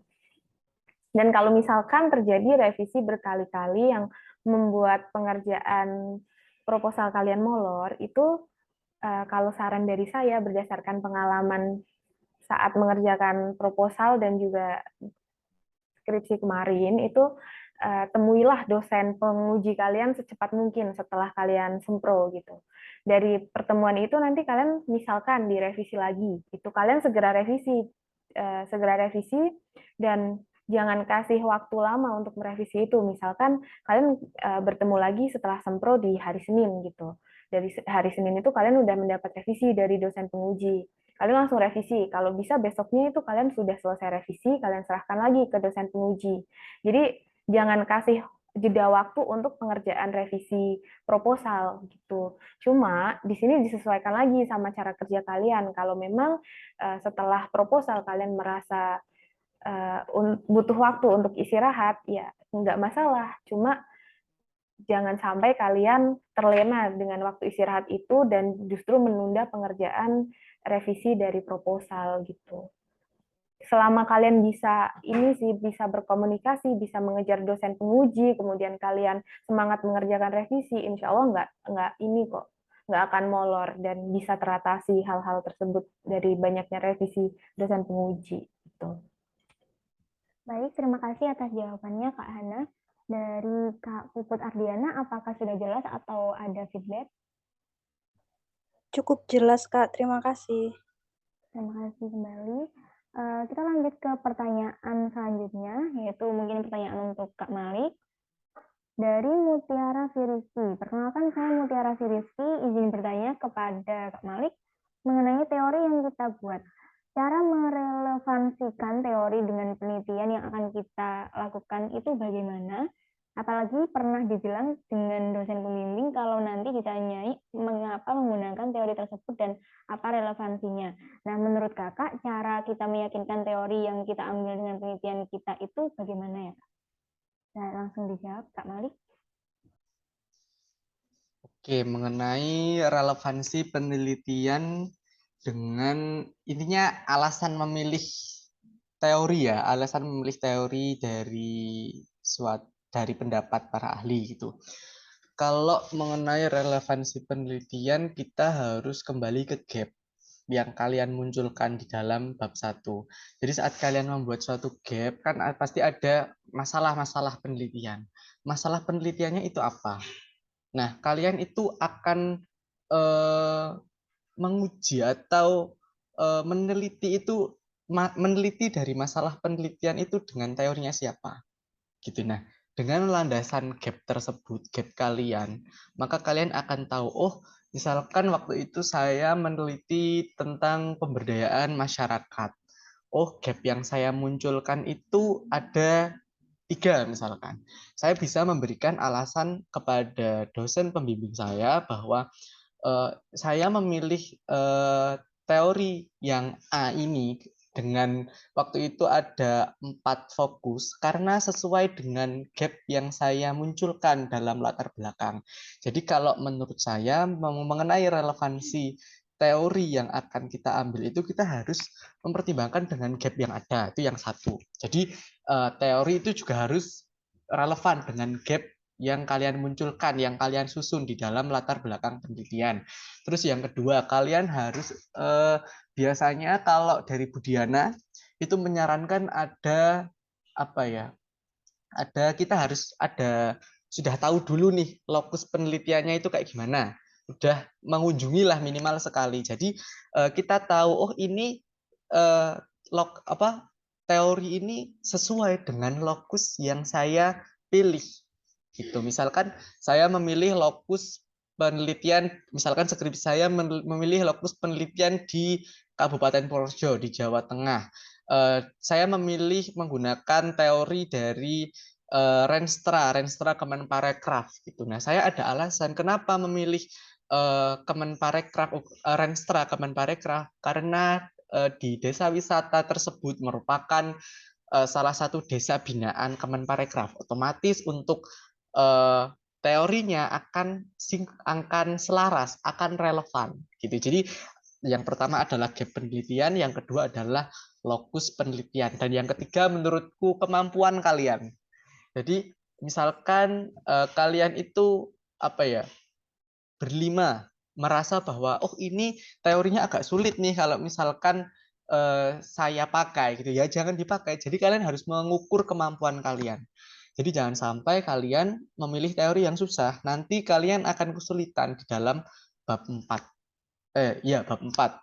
Karena ya kalian harus menemukan data-data yang harus sesuai dengan fokus penelitian dan teori yang kalian pakai. Jadi kalian harus mengukur diri kalian sendiri. Gitu. Baik, Kak Malik, terima kasih atas jawabannya. Dari Mutiara Firiski, apakah sudah jelas atau ada feedback? Terima kasih, sudah jelas, Kak. Baik, terima kasih. Lanjut ke pertanyaan berikutnya dari Noftarida untuk Kak Hana ya. Saya izin tanya Kak, di bab metode kan ada sumber data, di mana untuk data primer tersebut berisi informan. Namun kita belum mengetahui pihak-pihak yang terkait untuk informan tersebut.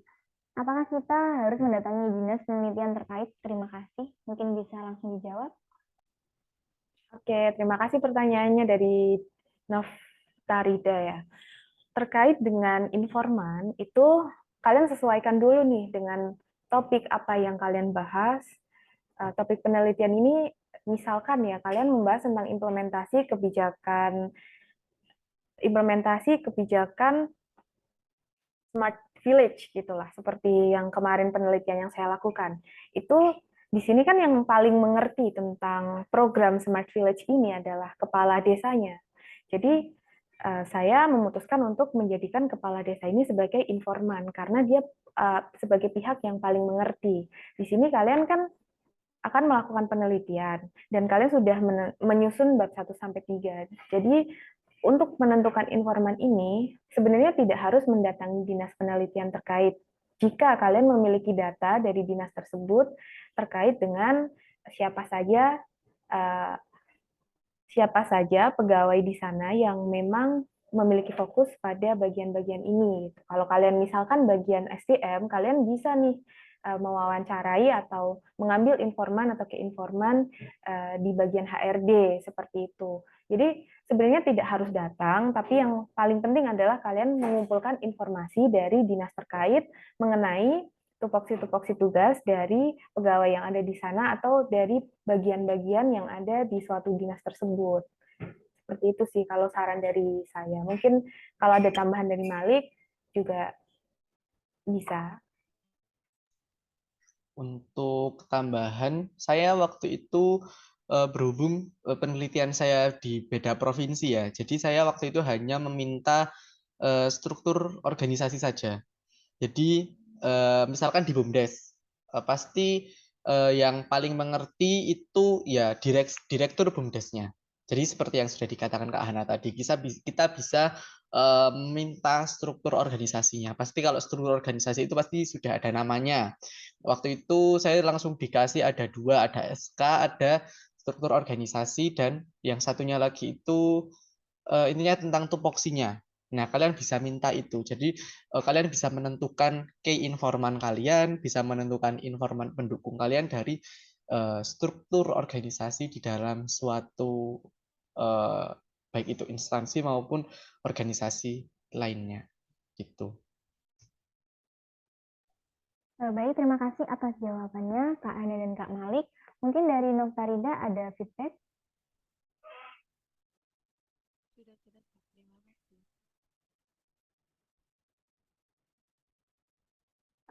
Jika tidak ada, maka lanjut ke pertanyaan Sudah jelas, Kak. selanjutnya. Terima kasih. Oh ya, terima kasih. Baik, lanjut ke pertanyaan selanjutnya dari Nova Dwi. Mungkin untuk Kak Malik. Mohon izin bertanya terkait kajian teori yang ada pada bab 2. Tadi dikatakan oleh Kak Malik bahwa teori pada bab 2 itu yang digunakan saat menulis bab pembahasan di bab 4. Apakah diperbolehkan ketika di bab 4 terdapat teori yang tidak ditulis pada bab 2? Kemudian bagaimana cara mencari teori atau keyword yang akan digunakan agar sesuai dengan penulisan penelitian? Karena saya pribadi masih sedikit bingung saat mencari teori yang digunakan itu bagaimana, seperti apa, dan melalui platform apa. Terima kasih. Mungkin bisa dijawab, Kak Malik. Oke, untuk pertanyaan ini agak agak krusial ya, karena ini saya rasa ini ranahnya Bapak Ibu dosen. Jadi misalkan, teori ini boleh nggak ya? Maksudnya pemilihan teori itu kan juga lebih valid lagi kalau misalkan ditanyakan kepada Bapak Ibu dosen. Tapi saat saya berdiskusi dengan Bu Diana itu saya dipastikan bahwa saat saya menulis bab 2 itu ini kepake nggak Mas di bab 4? Jangan-jangan kamu hanya serampangan memilih teori yang ada di bab 2. Jadi seperti rekomendasi saya tadi, kalian harus memastikan bahwa teori yang kalian pilih, teori-teori yang kalian masukkan selain di luar teori utama yang kalian pakai untuk mendukung teori utama kalian, itu harus dipastikan bahwa itu akan dipakai di bab 4. Karena waktu saya bimbingan itu akan dipastikan lagi, ini teori sebanyak ini di bab 2 gitu kan. Itu kan semuanya pendapat para ahli, ada yang dari buku, ada yang dari jurnal gitu. Nah, dosen pembimbing itu akan make sure ke mahasiswanya apakah ini akan digunakan semua atau tidak, sebanyak ini teori apakah digunakan atau tidak. Nah, kalian harus memberikan jawaban dan memberikan kepastian kepada dosen pembimbing bahwa ini akan mendukung teori utama yang akan saya pakai gitu. Nah, jadi kalian juga jangan serampangan memilih teori di bab 2. Karena saat di bab 4 kalian akan menyusun bab 4 di bagian pembahasan itu sesuai dengan kajian teorinya, baik itu dengan teori yang utama ataupun pendapat-pendapat pendukung gitu loh. Jadi kalau dari saya selama mengerjakan skripsi dan MPA ya saya tidak menggunakan teori atau pendapat di luar bab 2 karena saya sudah mempertimbangkan ini saya sudah mempertimbangkan bahwa ini akan masuk kok di pembahasan di bab 4 saya sudah memastikan bahwa setiap teori yang saya pakai di bab 2 itu akan terpakai di bab 4 saya. Terus yang kedua itu tentang kesulitan mencari teori. Nah, teori itu luas ya, bisa dari buku, bisa dari jurnal. Yang penting terbaru, 5 tahun terakhir. Jangan sampai kayak kalian menggunakan teori 2001, 2005. Nah, itu sudah tidak relevan gitu. Jadi teman-teman bisa menggunakan buku atau jurnal. Kalau misalkan buku, kalian bisa ke perpustakaan pusat ataupun ke Ipusnas. Kalau saya waktu itu mencari buku di Ipusnas dulu, saya baca dulu apakah teorinya sesuai atau tidak. Kalau misalkan saya sudah klik, sudah oke nih dengan teori yang akan saya pakai, baru saya beli bukunya, buku yang dari secara cetaknya gitu. Nah, kalau misalkan kalian pengen tahu isi bukunya dulu itu bisa di Ipusnas. Terus yang kedua jurnal. Jurnal kalian juga harus make sure kalau itu jurnalnya sudah dengan akreditasi yang baik, bukan jurnal yang ya ecek-ecek gitulah. Misalkan kalian harus cari yang jurnal Sinta 1 sampai jurnal Sinta 5. Nah, itu pasti sudah teruji kredibilitas dari suatu jurnal tersebut. Jadi, saat menggunakan teori utama ataupun teori pendukung lainnya, kalian sudah mempertimbangkan dan mencari dari sumber yang kredibel. Cara mencari di jurnal yang kredibel itu di Google Scholar, waktu itu saya di Google Scholar sama di web. Pokoknya kalau di Google itu kalian cari kata depan itu atau di kata paling belakang itu ditambah keyword jurnal gitu. Misalkan pemberdayaan masyarakat jurnal gitu, nanti pasti akan banyak muncul tentang jurnal-jurnal yang lainnya. Atau kalian bisa cari di web Sinta gitu. Jadi banyak kok platform-platformnya. Itu kalau dari saya. Mungkin ada tambahan dari Kak Hani. Monggo. Oke, kalau dari aku terkait dengan teori ya, tadi kan Malik udah sempat menyampaikan kalau misalkan teori ini kalian harus bisa menyampaikan ke dosen pembimbing bahwa teori ini relevan dengan penelitian, dengan topik pembahasan yang akan kalian bahas di bab 1 sebelumnya kan. Jadi nanti di bab 4 ini nggak sia-sia. Nah, di sini supaya kalian bisa menjelaskan ke dosen pembimbing, kalian perlu mengkaji lebih lanjut terkait dengan relevansi, teori, dan juga topik yang akan kalian tulis. Jadi apa yang kalian sampaikan ke dosen pembimbing ini bukan semata-mata hanya pendapat subjektif dari kalian, tapi ini adalah pendapat objektif yang kalian dasarkan pada teori dan juga kalian dasarkan pada gap atau fenomena yang memang terjadi pada bab 1 tadi, kayak gitu. Terus untuk pencarian teori, tadi juga udah dijelasin sama Mas Malik, bisa melalui buku ataupun jurnal. Kalau Mas Malik sendiri kan tadi dari buku nih, kalau dari aku kemarin dari jurnal. Nah, kenapa aku ambil dari jurnal? Karena memang buku yang relevan dengan pembahasan terkait topik dan juga gap penelitian kemarin itu, skripsi kemarin itu memang sudah lama gitu, dari tahun kurang lebih 2001 kan itu sudah tidak bisa dipakai. Akhirnya saya melakukan riset lagi, mengkaji lagi terkait teori implementasi kebijakan evidence based policy tadi itu. Nah, setelah itu saya menemukan teori terbaru terkait evidence based policy di tahun 2014 dan ternyata itu bersumber dari jurnal. Nah, jurnal ini sebelum kita memang memutuskan untuk memakai jurnal itu, kita harus memastikan nih, apakah jurnal ini kredibel atau tidak. Kalau memang jurnal ini kredibel, memang sudah terakreditasi, dan memang sudah dipastikan kebenarannya terkait dengan teori tersebut, barulah kita bisa memakai teori itu. Dan untuk sumber-sumber mencari teori yang berdasarkan jurnal, itu kalian banyak banget kok sumber-sumbernya, dari mulai Sinta, Kemendikbudristek. Di situ kalian bisa akses seluruh jurnal nasional khususnya yang terakreditasi Sinta dari Kemendikbudristek. Kemudian juga tadi disebutkan dari Malik di Google Scholar juga ada, itu banyak banget kalau di Google Scholar. Namun di Google Scholar ini masih banyak jurnal-jurnal bodong, jadi kalian harus memastikan lagi mana nih jurnal yang memang kredibel dan mana jurnal yang jurnal-jurnal bodong yang memang ditulis hanya untuk memenuhi hanya untuk memenuhi ini sih, untuk memenuhi dari kuota jurnal tersebut gitu. Jadi memang ada beberapa jurnal yang tidak kredibel di Google Scholar. Kalau kalian memang mau jurnal yang kredibel, itu ada di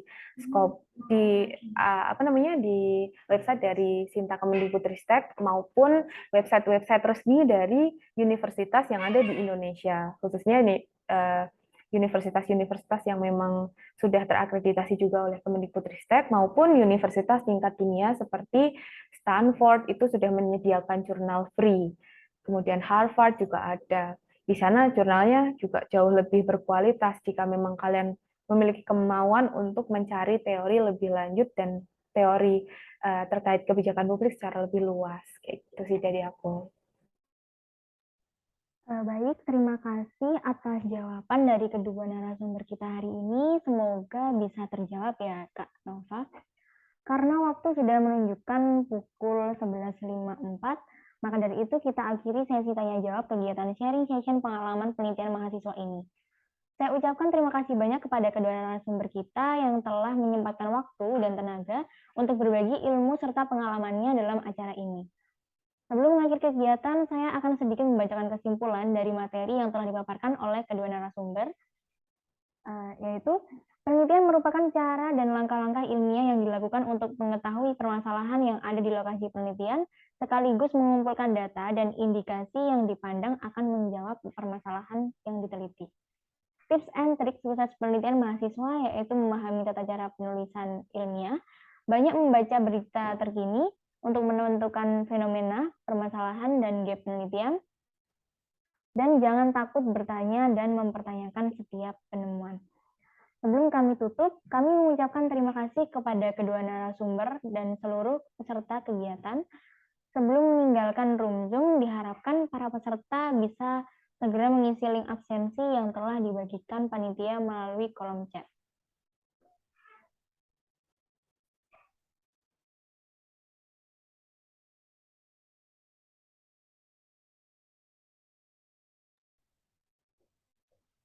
Baik, terima kasih kepada panitia yang bertugas, dan terima kasih banyak atas partisipasi teman-teman dalam acara sharing session pengalaman penelitian mahasiswa ini.